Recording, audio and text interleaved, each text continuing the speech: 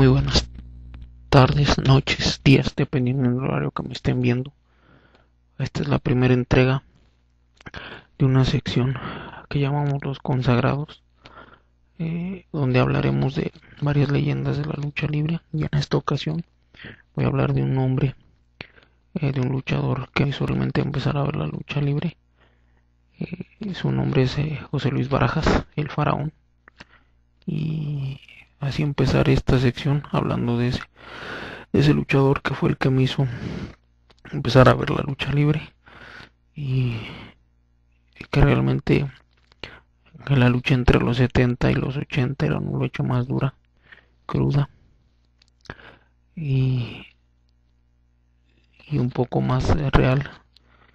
Y pues vamos a enfocarnos en esto. Empecemos con algunos datos.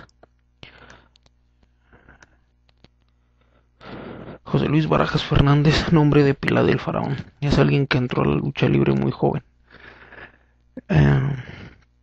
Hablamos de 14 años. Empezó a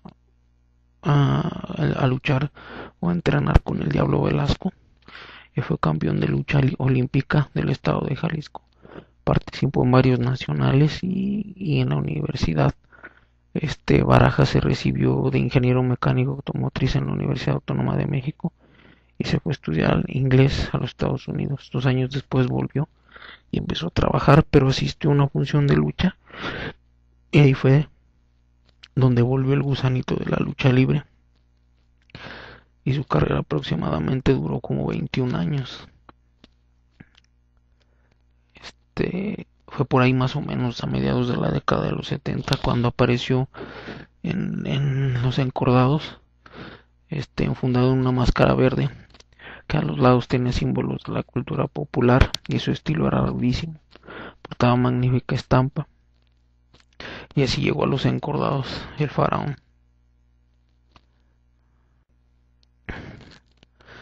Este magnífico gladiador debutó en el año del 72 en una comunidad pequeña de Colima llamada Tecomán. Para él fue un debut que de primera instancia para José Luis consideró un fracaso, ya que estaba muy nervioso, pero sus deseos de sobresalir fueron más fuertes y fue como en el año del 73 que se unió a la empresa mexicana de lucha libre, hoy conocida como Consejo Mundial, en donde estuvo fogueándose para adquirir mayor experiencia. Su entrenamiento olímpico lo inició a los 14 años, como ya lo había comentado, y tuvo uno de los mejores maestros que fue el Cuauhtémoc el Diablo Velasco, pilar de grandes atletas de la lucha libre. Después de años de entrenamiento duro, llegó el día de escoger el nombre que para él sería el Faraón. El nombre del Faraón fue el que más le agradó a José Luis, ya que le habían propuesto varios, su profesor, que el Diablo Velasco. Le había propuesto el Monarca y el del Patriarca, pero estos se eliminaron al decidirse José Luis por el primero, que era el del Gladiador, ya que para él fue más impactante y además siempre se había hecho fanático de la cultura egipcia por su grandeza. En cuanto al diseño del equipo, fue idea de Pedro Martínez y juntos afinaron los detalles. Fue de esta manera que nació el personaje, que aún con la caída de su tapa se volvería más popular después de haber caído su máscara, su efímera etapa con la máscara.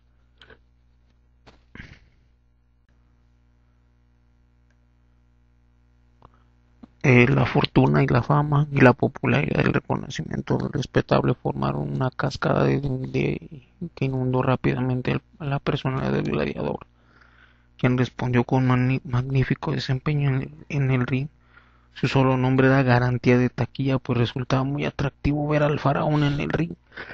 El joven era de esos rudos que hacía rabiar al público. Su estampa, sus poses y sus personas desarrollaban, y en aquellos rudísimos tiempos llegó a formar equipos muy temibles al lado de Sangre Chicana, Fishman, el Cobarde, entre otros. Pero a pesar de ser del bando de los rufianes, el público lo quería por su parte.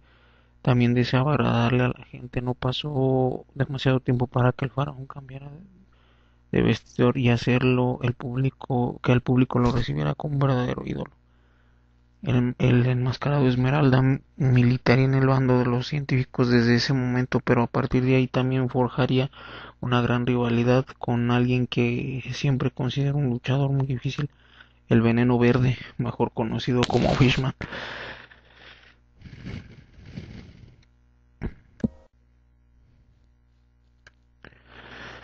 Al caer la máscara del faraón surge el rudo de los ojos Esmeralda, José Luis Barajas, y su popularidad aumentó debido a que se entrelazó en una gran rivalidad con el látigo lagunero.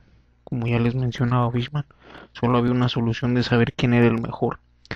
Y es que los dos venían empujando fuerte y la única manera de decidir la supremacía era un duelo por las máscaras.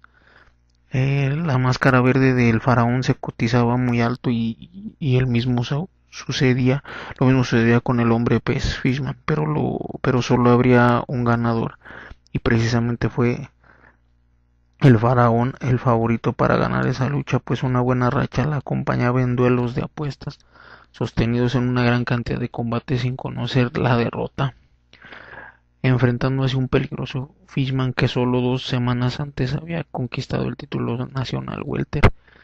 En ese combate no estaba dispuesto a perder y en 3 caídas cayó la tapa del faraón ante el desconcierto de la gente, quien como ironías de la vida, en lugar de abuchar a su favorito, le demostraron más apoyo y a pesar de haber sido el perdedor de esa lucha, pues hasta el mismo José Luis Barajas se sorprendió y jamás imaginó que ya sin su máscara habría de ser mucho más popular y famoso que como lo fue hasta ese momento.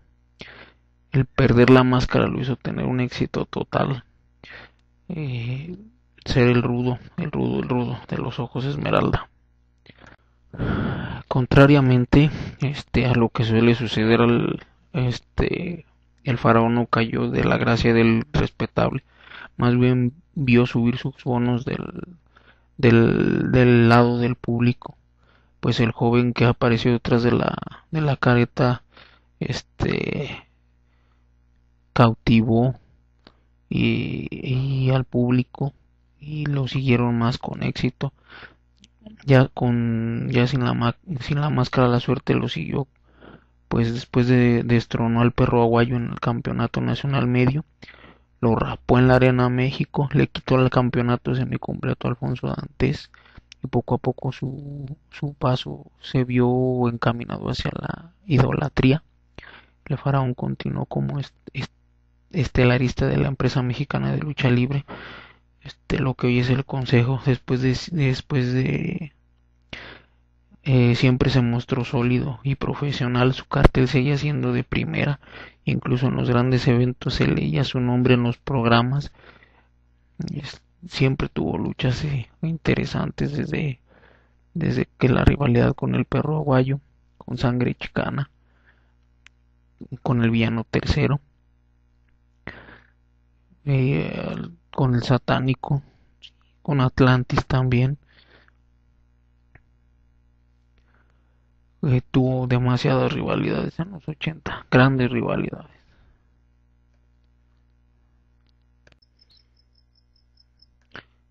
La carrera del faraón duró aproximadamente 21 años.